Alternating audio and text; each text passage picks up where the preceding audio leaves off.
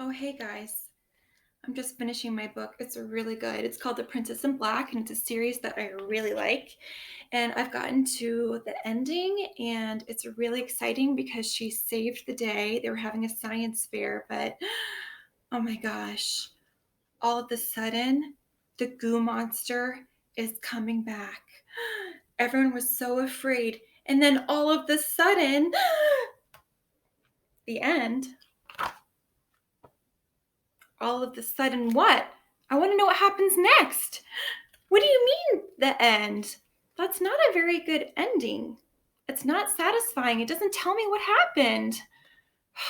How annoying. I know that you won't do that to your readers as you're writing your fiction story. I wanted to talk to you a little bit today about the next part of our planning process.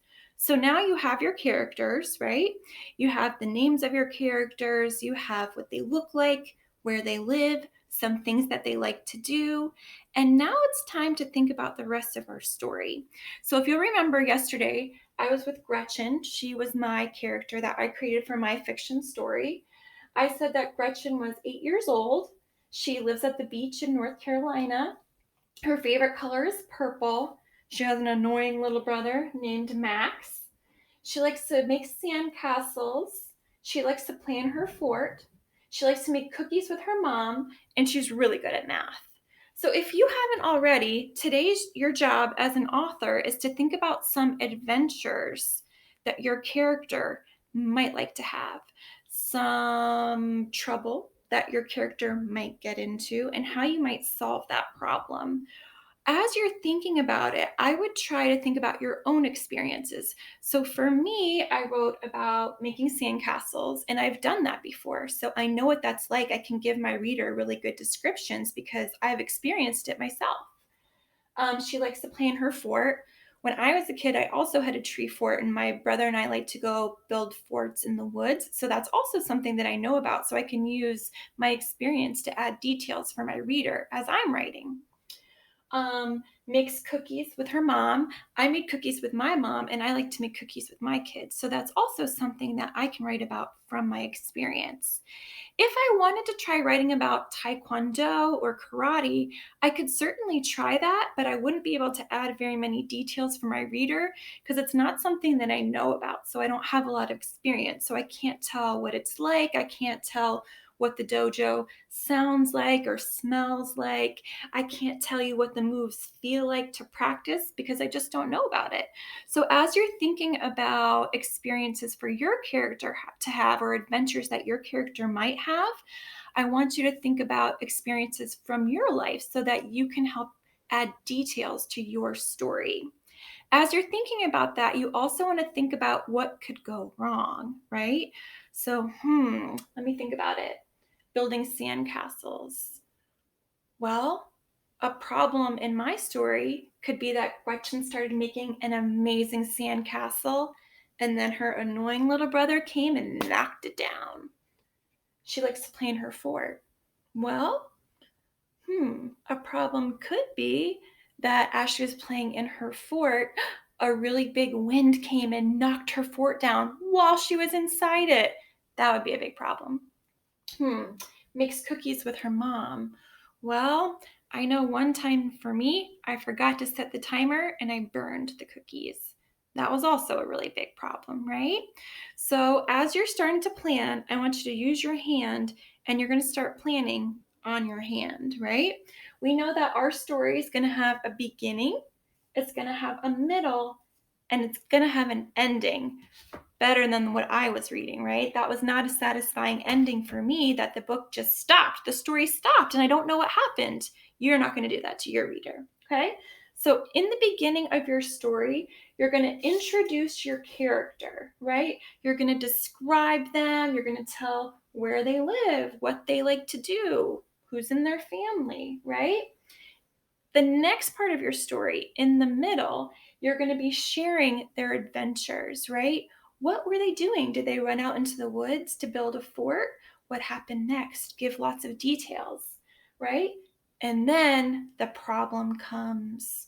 What was the problem in your story? Think about what it might be. The ending would be the solution, how they solved their problem, right? Make sure you give that good solution and you don't leave your reader hanging. So, I'm going to plan it out on my hand. My beginning. I know a lot of the stories I read start with once upon a time. I could use that, or I could come up with my own. Once upon a time, there was an 8-year-old girl named Gretchen, right? So then you're going to give lots of details. I'm going to go to my next finger. Gretchen was 8 years old. She had blue hair. Her favorite color was purple. She liked playing at the beach and making cookies with her mom. She also has an annoying 8-year-old brother named Max. And then I'm going to get to the problem in my story. So it was hard for me to choose because I came up with a lot of good ideas. But for this story, I'm going to go with baking cookies, right? So remember, I can always come back and write another story about another adventure using the same characters, but I'm going to go with cookies. Gretchen came inside and started baking cookies with her mom. She was really excited because they were making chocolate chip oatmeal cookies, and those were her favorite. She was waiting with her mom. They started playing Scrabble while they were waiting for the cookies to bake, when all of a sudden, they started smelling that something was burning. They rushed to the kitchen and they saw that their delicious cookies were burned. They couldn't eat them anymore. Now we have to get to the solution. Gretchen's mom said it was okay, and they had extra ingredients in the refrigerator. So they put the burnt cookies in the trash. They got the ingredients out. They added extra chocolate chips to the new batch.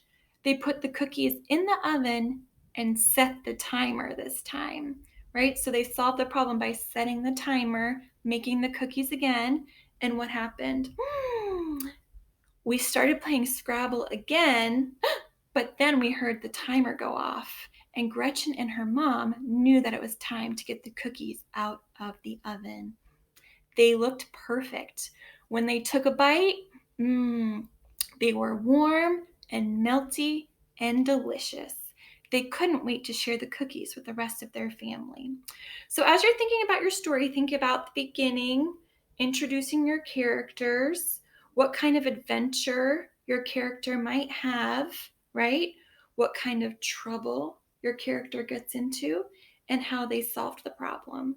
So think about that. I'm going to try to bring you a little bit closer so that you can see this. In our planning. Sorry, I know it's hard to see. So we're going to think of a pretend character first, which you've already done. Give the character a name. Imagine a place that the story happens. Imagine the trouble your character gets into, right? That's your job for today. Thinking about the problem that your character is going to have, the trouble that they get into, and also the solution, how they're going to fix that problem, right? And then you're going to plan it out on your hands. So you're going to plan it out with your 5-finger approach to planning. And you can also have it on your planning sheet. So use your sheet from yesterday to help you. And I can't wait for tomorrow to come so that you can start writing your story. Great job,